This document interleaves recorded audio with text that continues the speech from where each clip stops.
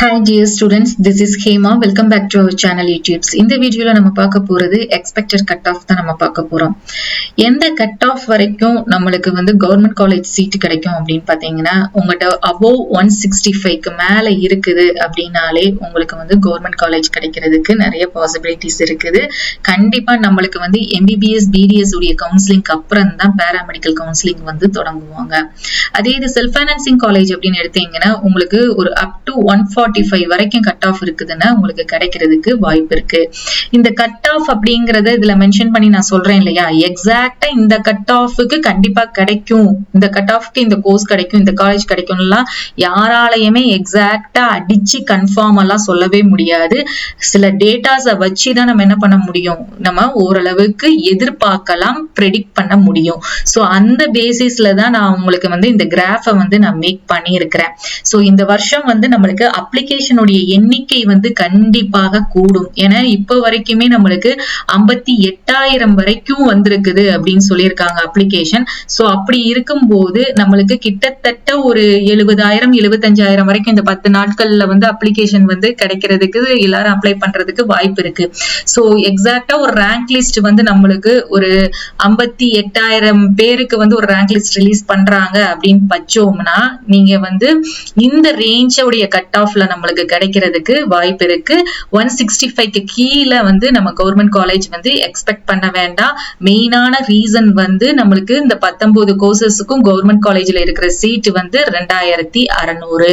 Okay, உங்களுக்கு இப்ப நல்ல கிளியர் ஐடியா கிடைச்சிருக்கும் எக்ஸ்பெக்டட் கட் ஆஃப் பத்தி. நெக்ஸ்ட் எத்தனை ரவுண்ட் கவுன்சிலிங் நடக்கும், குறைஞ்சபட்சம் 2 ரவுண்ட் கவுன்சிலிங் நடக்கிறதுக்கும் வாய்ப்பு இருக்கு. ஃபர்ஸ்ட் ரவுண்ட் செகண்ட் ரவுண்ட்னு சொல்லிட்டு கண்டக்ட் பண்றதுக்கு.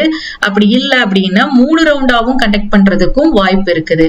சோ 3 ரவுண்ட் ஆஃப் கவுன்சிலிங் நடக்குமா அப்படின்னு கேட்டீங்கன்னா ஓரளவுக்கு நம்ம நடக்கும் அப்படிங்கிறது. ஏன்னா MBBS BDSக்கு அப்புறம் தானே நம்மளுக்கு கவுன்சிலிங் தொடங்க போறாங்க. அப்படிங்கும் போது நம்மளுக்கு 3 ரவுண்ட் போற அளவுக்கு ஒரு எக்ஸ்பெக்டேஷன் இருக்குது.